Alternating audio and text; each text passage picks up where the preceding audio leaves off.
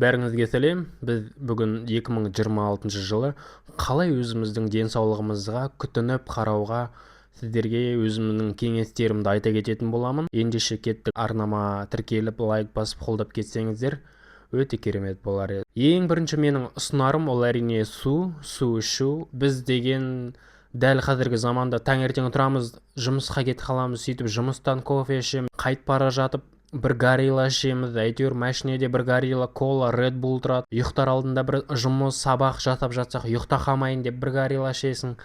Қазір суды ішу бір жоққа айналып бара жатыр, жоқтың қасы.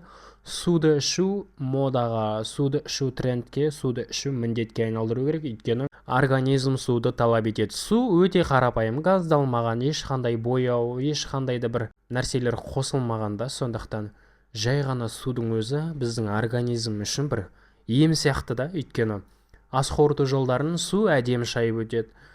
Су гастритке алып келмейді да, мысалы, өйткені газдалған сусын, басқа да жаңағы алкогольді сусындар өте мына ас қорыту жолдарын өзі бір тітіркендіріп, шырышты қабатын зақымдай береді. Бейтаныс білмейтін сусындарды іше бермей, қарапайым суды ішсеңіздер өте пайдалы. Екіншісіне келетін болсақ, қыста жылы киінуді сәнге айналдырыңдар.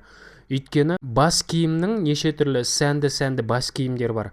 Адамдар соны кимейді да, менің шашым бұзылады деп, жаңағы суық далаға шыққаннан кейін бастары менингит болып, қатты бас салқын тиіп, ауырып, ауруханадан бірақ шығасыңдар. Тағы да қосып айта кететінім, аяқ киім сапалы болсын.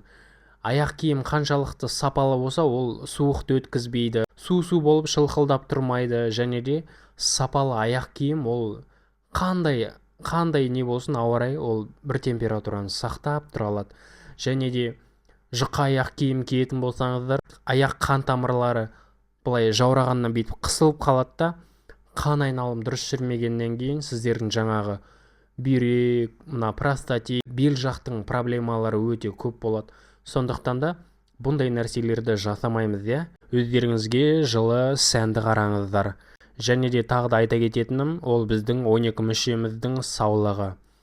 Қазір мысалы технология, гаджет, компьютер, кез келген жарық нәрселерді, көп түрлі түсті нәрселерді көре береміз, сондықтан көзіміз ондай нәрселерден шаршайды. Мына экранды көрген кезде, телефон, компьютер қараған кезде, сіздер міндетті түрде мына көзді қорғайтын көзілдірік алып алыңыздар. Мысалы, мен осындайды аламын. Мен осындайды қолданамын. Мен осы көзілдірікпен көрген кезде көзім ауырмайды, өйткені бұл мына өткізбейді да, бері қарай менің көзіме қарай өткізбейді, ол қорғап тұрады. Сондықтан да осындайды киіп жүргендеріңіз абзал, жарай ма? Ал енді екіншісі құлақ. Мен өзім есту аппаратын тағамын, сондықтан құлақтарыңызды жылы ұстаңыздар. Мен сіздерге айтайын, құлақ деген ол денсаулықтардың ішіндегі ең нәзік орган, ол құлақ. Қараңыздар, неге адам өлгенде ең соңынан жүрек тоқтайды, ми тоқтайды, бауыр, солай ең маңызды органдар тоқтайды ғой, жүрек, бауыр, ми. Ал неге құлақ естімей қалмайды ең соңында өлгенде? Ол олай емес. Ең алғашқы болып өлетін, ең алғашқы болып тәуекел ететін, ең бірінші беретін ол құлақ. Құлақ ол ең әлсіз. Ол қатты суық тигенде мына құлақтың нерві әлсіз да.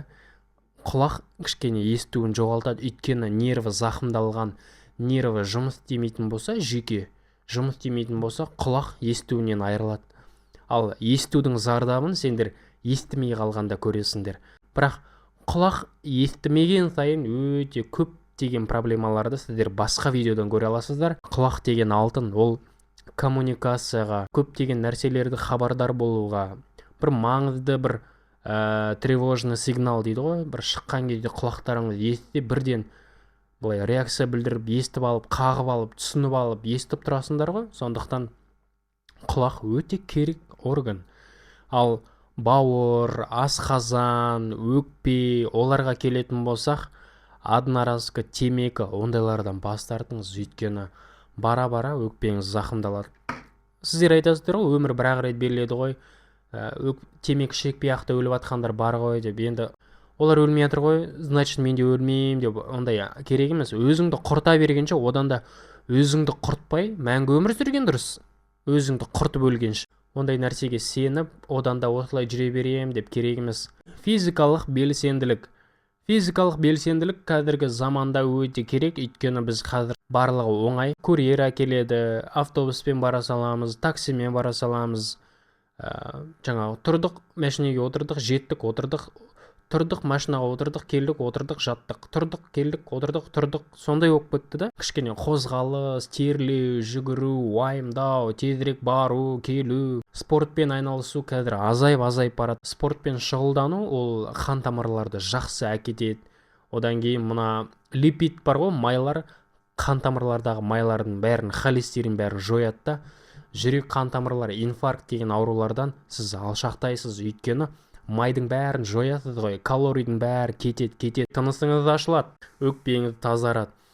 Андай тыныс алу жаттығу дейді ғой бұны да, өйткені қатты ауа керек болған кезде сіз не істейсіз? Терең демаласыз, өкпемен жұмыс жасайсыз, өкпе қиналады, өкпенің бұлшықеттері, біз демалып жатырмыз, біз терең демалып жатырмыз деген сияқты оларда белсене жұмыс жасайды да, бұл нәрсеге үйренсе бастайды. Өйткені ең бірінші жаттығу жасаған күні ол бәрібірде қатты қиналып ауырсынады да, сондықтан ол солай болу керек. Менің беретін кеңестерім осындай, және де баршаңызға рахмет, тыңдағандарыңызға. Денсаулықтарыңыз мықты болсын. Арнамызға жазылып, лайк басып қолдап кетіңіздер. Сау болыңыздар.